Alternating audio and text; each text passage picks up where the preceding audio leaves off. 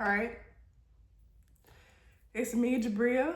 It's the Bright Queen, and I'm back from after a while. I haven't posted like a visual of me in a little minute. It hasn't been that long, but to me, it's felt like a long time. So today, I'm gonna be approaching things in like a different way or a more organic way. I don't know. I have very specific messages to deliver. Um, and so I'm just gonna go with it. So if you're down to clown, stick around. Um, but yeah, um, it's gonna be a little bit different. I feel like I'm um, less bullet like, and this like applies to the message overall. Like it's like okay. Anyways, they keep wanting me to do these two yellow pencils, color pencils. When I was getting dressed today, they told me to wear yellow. By they, I mean my highest self, my intuition. Um, and they were like, and I don't have any yellow shirts. I have one, but I already wore it. It's dirty. So I was like, I'm wearing a different shirt. I had on a green shirt with a black under tee, and they were like, you have to change it. And I had to change my hair too. Um, it's very interesting. But anyways, I was downstairs like getting my tea for today, and I saw these yellow coloring pencils. So I was like, maybe this is what they meant by yellow. And I keep seeing myself having you pick the two color pencils. So go ahead and do that. This is gonna be, one over here and then two. And then I guess I'll be doing timestamps. Okay. All right, so with this first yellow coloring pencil, I got the channel song. I was like, it was so strange how it came out. I was just hearing it play. And I was like, I haven't heard this song forever. Like, what is this song? And I was like, could it be suddenly I'm falling for you? Could it be you were right there beside me and I never knew? Could it be that it's true that it's you? And I was like, oh my gosh. So I just typed it into Google. I had no idea where this song came from. I typed it into Google. I was like, oh, it's the song from Kim Possible. Like when they finally come together, her and Ron Stoppable. And I drew this imagery, and your imagery is this first one, not the bottom one, it's this one. Whatever you see in this image is what's for you. But I heard while drawing it about dragons. So if you've been feeling dragons or seeing dragon imagery, or specifically, I'm getting also up the pig. What's his name? Is it Porky from the Looney Tunes? But specifically the knockoff one from that Spider-Verse animated series. I just saw 333 on the time. I feel like when somebody's watching this, it'll be spot on or something. Either the 333 or I heard a click, or the pig will be important. I was thinking about pigs a lot yesterday because I kept seeing monkeys. Monkeys are important too. And I was watching Ace Ventura, which I've never seen that movie before. But monkeys would just pop up. And I was like, I don't know, when monkeys fly. And I was like, the term is when pigs fly.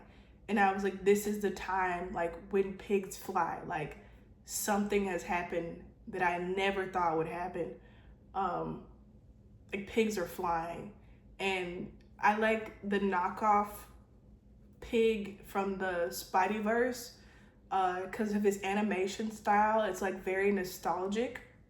If you haven't seen it, go look it up. Spider-Verse, the first one, it's the one with Miles Morales, and there's the pig. Look that one up. It's it's very comforting, this pig, and he's an alternate version of Spider-Man. And so it's when pigs fly, or when pigs are Spider-Man. It's something bizarre that you never thought would happen, but something that's so comforting and feels like home. And for the sake of this, I'm gonna be relating this to like a person, but those of you who are relating to this first yellow pencil, it's more than just like this person. It's like what they represent. Like how pigs flying isn't about pigs flying, you know, it's about what pigs flying represents. And I'm also seeing, while I'm hearing this, is like there's something political that like somebody's like great, you know, grand whatever ancestors were fighting for, that they never, like they knew they would die and not see it come into fruition. That's come into fruition in you, like in your bloodline, like in your lifetime. You're seeing something that they fought for you to have happen. Because today I was on Substack and I saw this imagery. I've been seeing 80s is very important at this time. I don't know why. And I know Ace Ventura is a 90s movie, but I feel like the 80s to like maybe about like 95 is like very important right now. Maybe I think it's to do with time travel, like something with time. I'm gonna write that down.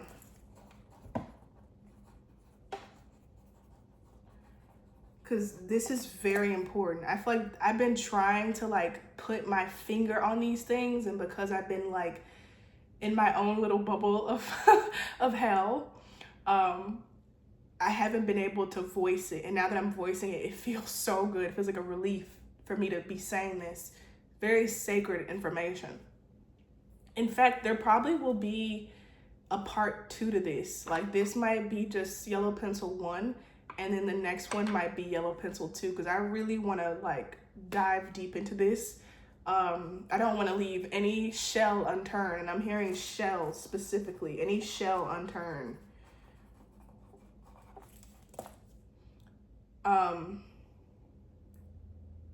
I was on Substack and I saw these images of Eddie Murphy from the movie Boomerang. Look at that. Time travel. Boomerang, something that comes back around. And for me, I always associate boomerangs with Australia and like kangaroos for some reason. I'm sure there's a reason for that. But Australia has been coming up again. It was like in my dream. I'm gonna write that down. Like maybe you know somebody from Australia. Anyways, the caption thing or whatever it said on these images from this movie Boomerang, it said that when the movie Boomerang came out, there was a lot of backlash against the film because it showed Black people in wealth. Like it showed wealthy Black people that weren't struggling. Excuse me. Excuse me. Whenever these channel messages come in, I belch a lot, so excuse me. I also have hair under my arms. If people are like sensitive to women with hair under their arms, check out. But I feel like that's also important. Like materialistic, you know, things, like frivolous things, however you say that word. And it was calling like, the criticism was that it was unrealistic, that Black people aren't wealthy. They're not okay. They're not well off. They're not comfortable, you know, materially.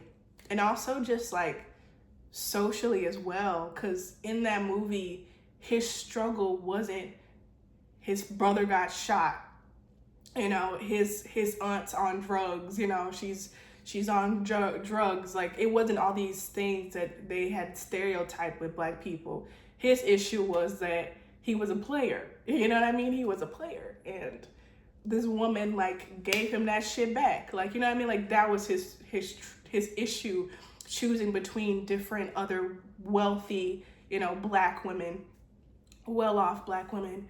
And I believe that's like the only movie that I've seen personally before Halle Berry got her nose done. And you know, I don't know if she actually got her nose done or not, but in that movie, I remember like when I watched it couple of years ago for like the first time, like sat down and watched it full out. I was like, oh, that's Halle Berry. Like her nose looks more like mine. Like it's a wider, you know, nose. She looks really black, like a black girl, you know? And there's not one way to look black, you know what I mean? But you know what I mean? And I feel like that's also important because the movie Materialists, I watched probably like 2 nights ago, and I didn't watch in the movie theater because I saw somebody say it sucked or it was disappointing. And so I just clicked on it because I was like in my tunnel of hell and I wanted something to distract my mind. And so I just clicked on it, and I thought I was gonna like click off of it when it got boring, but it didn't get boring. Like it just got more and more raw. It was so raw. It wasn't this fluffy shit that they show you in like love romance where it's like, oh, it's so cute, ha ha ha, quirky, witty, and it doesn't get to like the truth of like people's wounds and like realistic stuff. And so I've said that word twice now, even with Halle Berry's nose, but like this idea of like realistic and what's real. And I feel like, and I said it also with like something from the past that somebody wanted coming into fruition. I've been seeing a lot of stuff about Back to the Future. A lot of stuff, as I said before, I went to see Back to the Future on Halloween. It was like the 40th something anniversary of it. And that movie kept coming up because I watch a lot of Flat Earth Dave interviews. And they always like mention like how that movie was pertaining to that event that happened in 2001. So I'd already watched like the decoded stuff about it. And so I was watching the movie and I could pick up like little things, like how he was saying how an actor would become president. And he was like, oh, if you have all these screens in the future, maybe that's why all the politicians need to be actors. Like little stuff like that, I picked up on it. And then they put Ready Player One on Netflix. Like they re-released it out on Netflix, Ready Player One. That's one of my favorite movies because it surprised me. And so I'm watching it after I've sat down and watched Back to the Future full out, which I've never done. I only seen like clips of it. And it's the same car from Back to the Future that's used in Ready Player One. And if you haven't seen Ready Player One, it's basically them trying to like win this competition through a series of challenges in order to own the game. And the first challenge you need to beat is this race. And the main character, he finds out that his name is Wade. Wade figures out that in order to beat the race, you have to go backwards into the past. Because that's what the creator says. He says you have to go back in the past as fast as you can. Can't we go back, push it to the floor as fast as we can? So in the race of the first challenge, when everybody else goes forward to find the answer to beat the race, Wade goes backwards as fast as he can. I'm telling you, I am on to something with this past stuff from the 80s to 95 coming to the now. Like there's something in this. So that car was there at the end. And so I realized at the end of both movies, because I didn't know this, I'm very young, but Steven Spielberg directed both of those films. And then, so as we know, Stranger Things is coming out with its final season, season 5, and it's in 2 parts. And so today I was guided to go on I have 4 YouTube channels. So I was guided to go on one of them that was like, it's not connected to spirituality at all. It's actually connected to food. But on that one, I got like advertised. There's a lot of advertisement for Netflix. And one of them was the Stranger Things. And it had like the guy from Back to the Future. What's his name? Why can't I remember his name? McFly. Yeah, McFly. It had him like in that car, like on like the thumbnail in the corner for the Stranger Things like video. And it was like saying something about like how those things connected. And what is Stranger Things? It's based in the 80s. I'm gonna drop. drop something, because I'm like on to something. It's based in the 80s.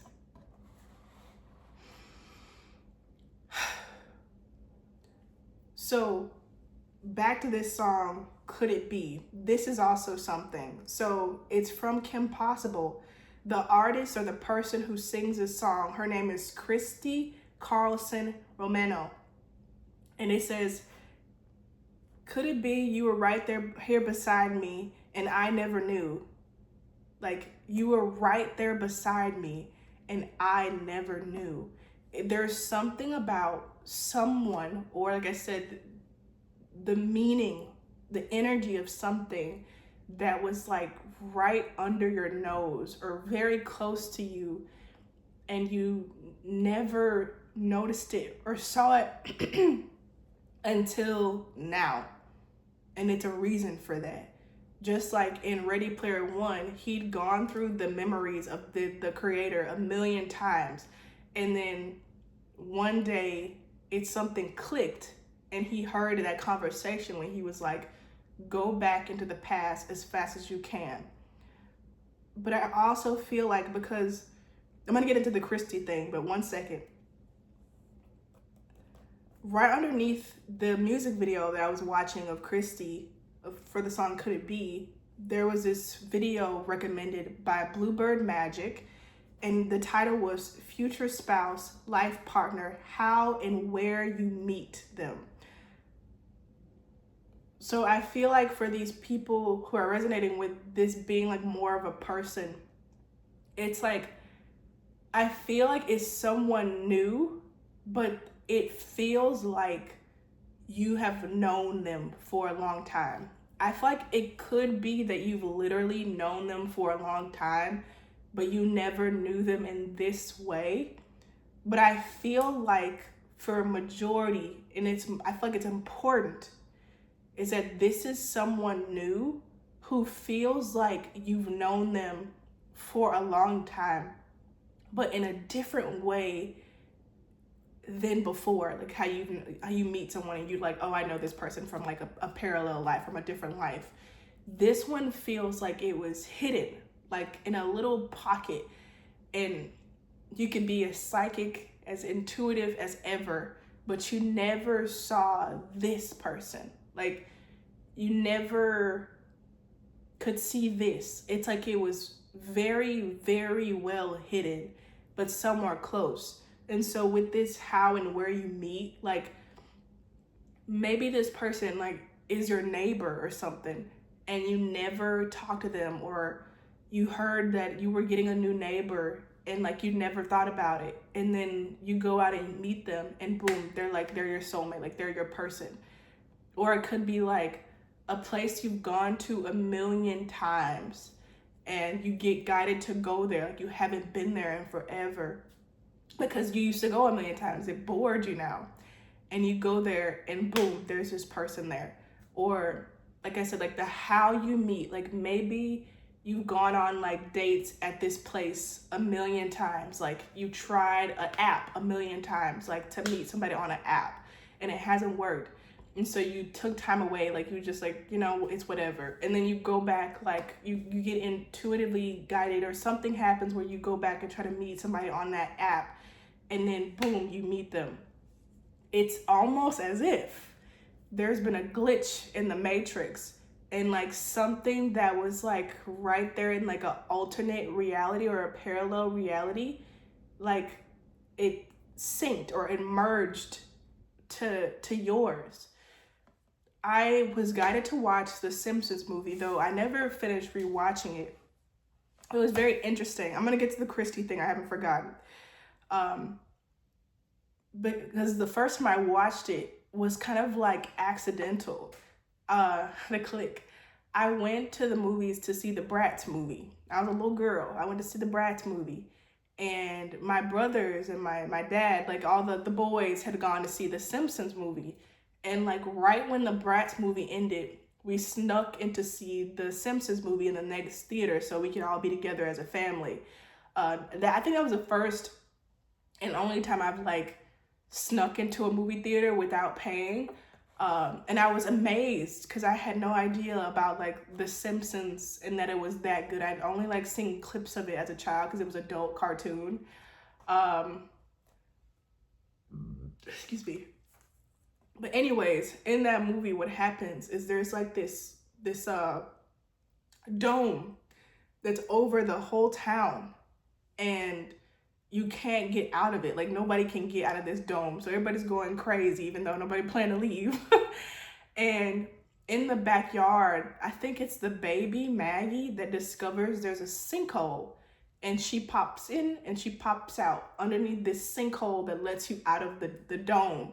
And so it's like, that's how I feel. It's like somebody that was right on the other side of that dome, like, is now like you're able to touch. It feels like one of those like those one-way mirrors where like could it be you were right there beside me and I never knew. It's like two people were like right there, like literally crossing paths, like same neighborhood, same area. I'm telling you, like something very close by. Like maybe you'd been to the same coffee shop, like you bring up like, oh, I go to this coffee shop all the time, and the other person says me too, but you never seen each other there. You just kept like, it was almost as if it was in a different reality. I'm telling you, you just never saw each other there. And then like the mirror that was one-sided like clears up, and then like you both can like see each other. Like that's what this feels like. So I thought it was so interesting because the other night I was going crazy and I was like, I gotta get out of my house. And I quit my job. So right now I only work for you, for myself. I don't have a job, I have a mission, right? And so I don't have a lot of money right now to like spend on like things like the movies. And so I didn't have the funds to go. But I was like, you know what, fuck it. I was like, I don't know how I'm gonna go into, like, I'll put on my credit card or something, even though I shouldn't put on my credit card. Well, I gotta go. I was like, I have to go, and I have to like go somewhere where I can be like entertained, because my mind was just And so I got in my car, and I was planning to go see this movie called Die My Love with Robert Pattinson and Jennifer Lawrence, pretty sure that's her name. And I got in my car and I was like fussing. I was like, I need some money, like give me some money. And then boom, like right when I thought that, I got a text from someone and they sent me money to go to the movies. It was nice. It was pretty cool. It was like instantly boom. And so I get the movies and I look at they have the show times up there on the screen, and the movie that I wanted to see, Die My Love, it was actually for 7:30 and not 6:30, but I was there at 6:30. And so I was like, you know what, fuck it, I'm seeing whatever is playing now at 6:30. And so what was playing at 6:30 was this movie called Christy, which I hadn't planned on seeing. I was like, I don't really care too much about boxing, like it's whatever. But I was like, no, I'm gonna watch it. And so I watched it, and it was about Christy Martin. She was the first woman to be on like a major pay-per-view doing a boxing match, like the first woman ever. And guess what? The movie starts like the setting of the movie is in the 80s.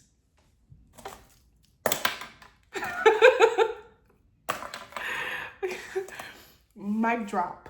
In the 80s, Christy. And Christy sounds like Christ. Just like when I watched the decoding of the Back to the Future movie, they were talking about the actor who plays Doc. His name is Christopher Lloyd. It's like Christ Lord. Okay. Anyways, the movie Christy was about like, I didn't know it was gonna be about this. I had no idea. I thought it was gonna be like a cute little boxing movie, and everybody's mad at Sydney Sweetie right now. She's under a lot of heat for like promoting like whiteness or some shit. I don't really care too much, but it's very interesting. but also, you know, serious, but, you know.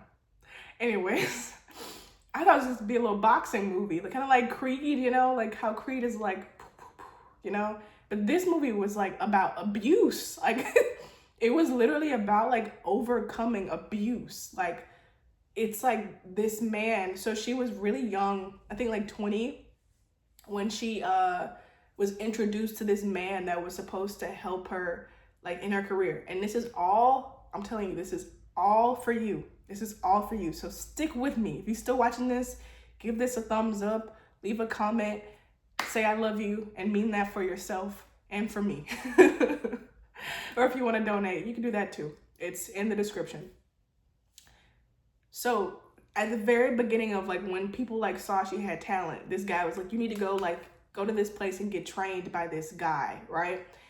And he sees her and he instantly like hates her. He dismisses her.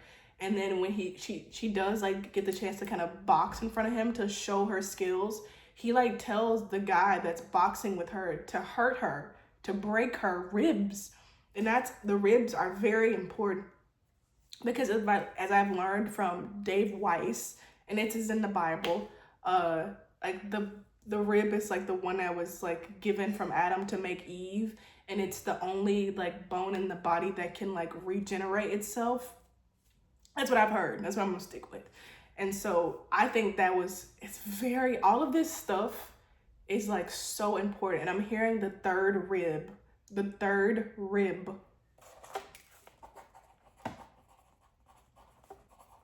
specifically.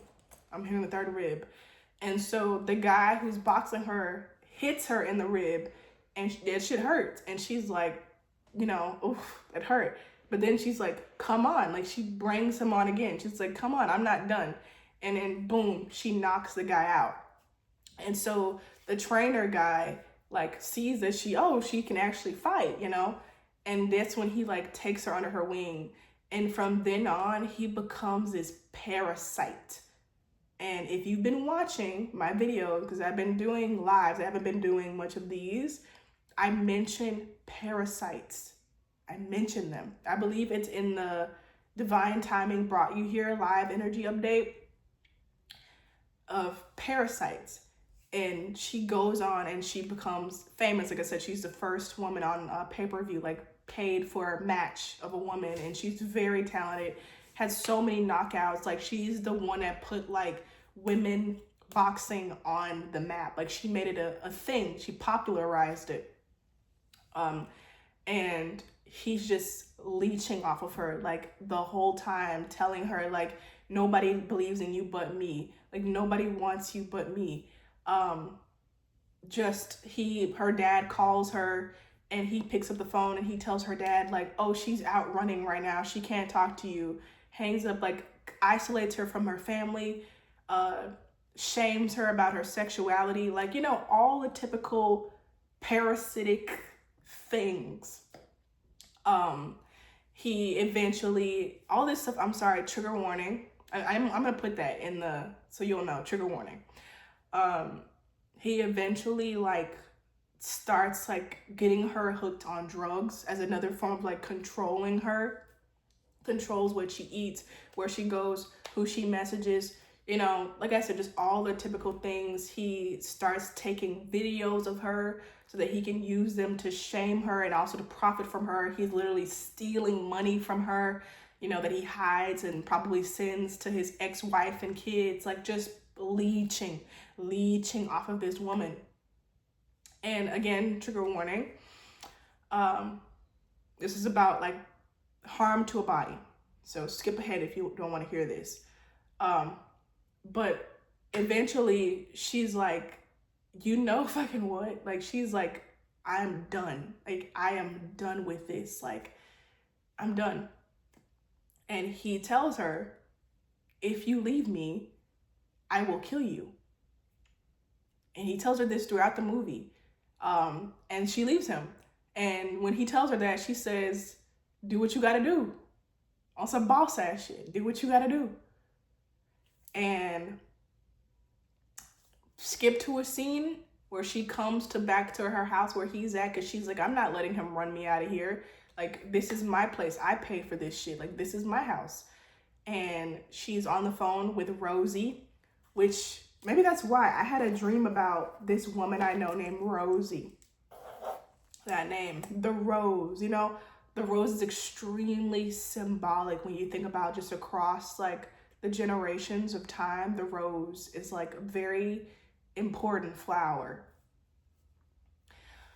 very important symbol, just like Christ, you know, Christ consciousness, just like the rib, just like Adam and Eve, like all of this stuff is very timeless is the word. So he attempts to kill her. It's very gruesome.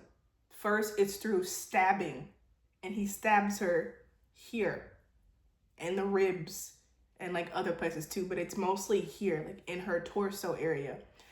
And then he goes and he walks off. Again, trigger warning for all of this stuff. He comes back and they don't show her in this frame. They just show him holding the weapon and he fires. And I'm like, oh shit, like, I don't want this to be a movie where like the protagonist dies, but I don't know anything about this lady. I don't know any of the story. Like I said, I wasn't alive like during her like height, you know, and then like when she was like alive, when I was alive, I was very young, so I didn't watch any of the news or anything, so I didn't know anything about this story. So I'm like, oh shit, like it's the end of the movie. And he walks off after shooting her, and then they show her on the ground and she like opens her eyes and it's like she didn't die, or maybe she did, and maybe she just went to a reality where she lives. Like her will was so strong that I feel like she overpowered like the death of the body. And she gets up and she walks out and she grabs the keys from the bowl. And when she goes outside to unlock her pink car, this is important too, when she presses the unlock button, her pink car doesn't go off, but the yellow car, her husband's car, her parasite's car, does. She grabbed the wrong keys and now she's blocked in. But yet and still, she doesn't give up. She goes out to the road, and like just as she's getting in the middle of the road, a car comes directly to her. Like she willed it to happen. She willed help. And this man, he like lets her in the back seat and he drives her directly to the hospital. 33 on the time, right when I finish this. Hold on, Kitty is wanting to come in. Okay? And then after she's like, you know, in the hospital and all this stuff, she is like told by like the physical therapist or whoever, like that she needs to be using this walker. And the physical therapist is like, I just felt like a heat on my foot. It's so weird. Kitty's here, but he's like not touching my foot. It's like a warmth just came to my left foot. Left foot. Oh my gosh. Is somebody touching your feet? Who's watching this video? It's like a hot heat on my foot. Be careful or enjoy. It depends on, you know, what kind of sensation it is. But yeah, the physical therapist, like, it's mandatory to take this walker with you. And so we cut to Christy. She's walking with the walker, but not how she's supposed to. She's got it tossed over her shoulders, like showing like how determined she is to walk without this crutch. Because like I said, the whole time she's had this parasitic attachment to her husband, just sucking parasitically off of her, just. And then after she's had this rebirth moment, she's refusing even the crutch. And she's like, if I have to have this crutch, if it's mandatory for me to have it, I'm tossing that bitch on my back. Okay? And then just 2 weeks after this, she walks into her boxing gym that she owns. And she's like, I want a match. I'm ready to start training. And people are like, no, like, you need to like relax. Like, all this stuff. And she's like, this is me healing. Me fighting for myself is me healing. And the movie goes off with her going to that first match afterwards.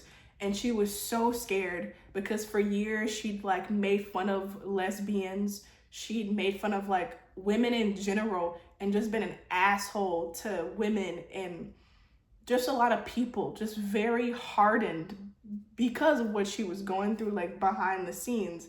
And she was afraid that people would like taunt her, you know, and make fun of her and all this stuff for being a bitch, you know, being an asshole, all those years.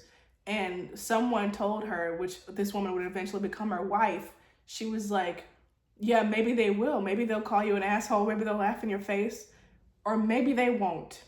And so it goes off. She gets in the ring on her first match and she goes like this, like the victory type of thing. And the whole auditorium is roaring, like shouting her name, cheering her on. And I feel like this is where you are. Yellow pencil number 1. This is where you are. You've been through hell. I feel it in my chest.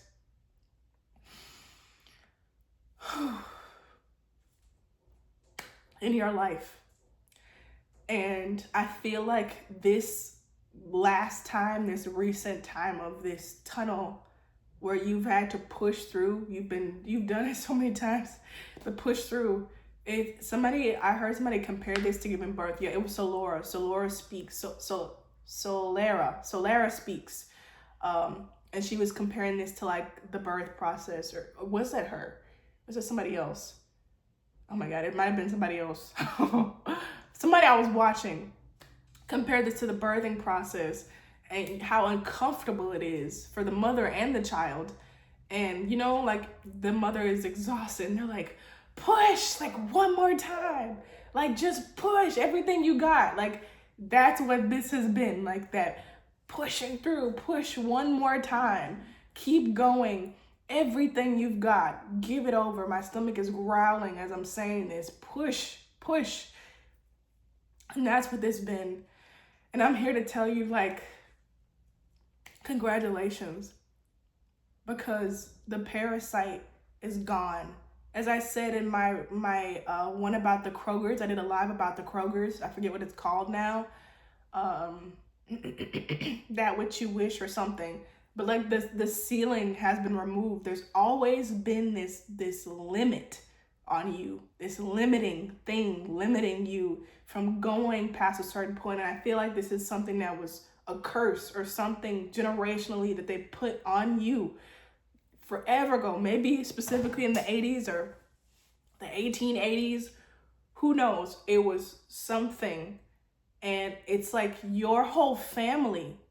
And I'm hearing no matter like the amount of wealth some people have or accolades or certificates, whatever the fuck they have, like successful marriages, nobody in the family was able to do what you 38 have now done.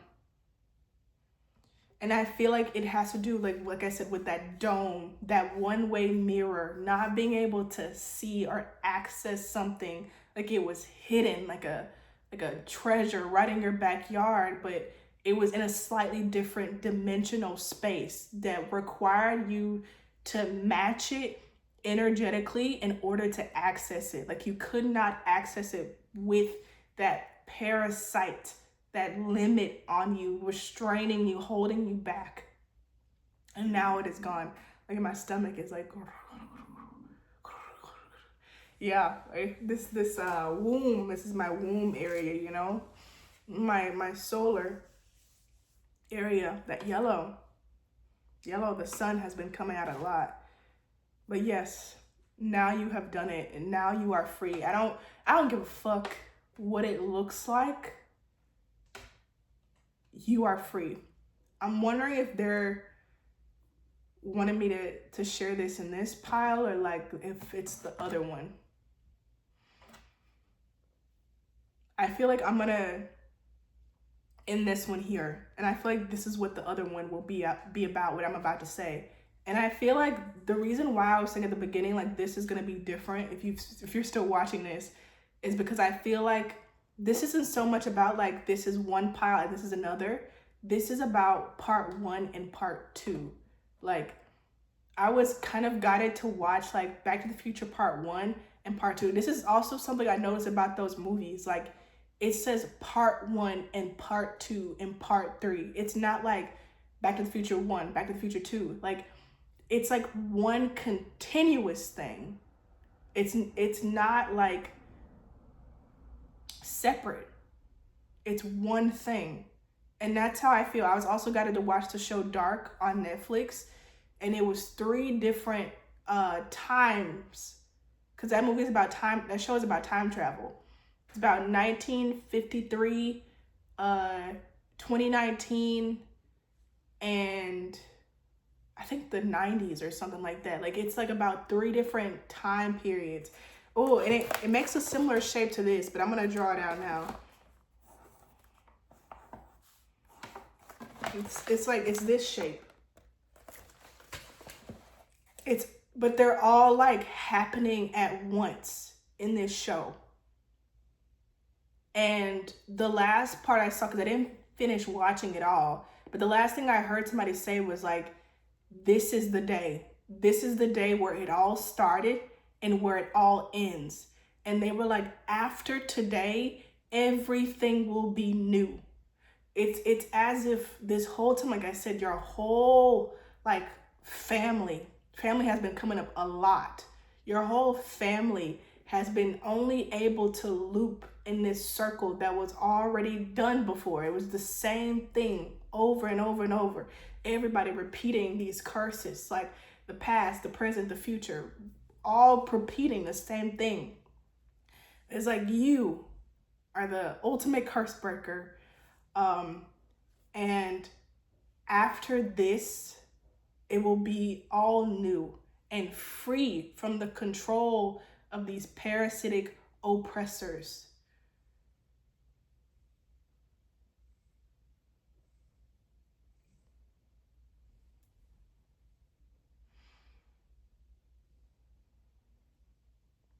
Okay? I will see you in part 2.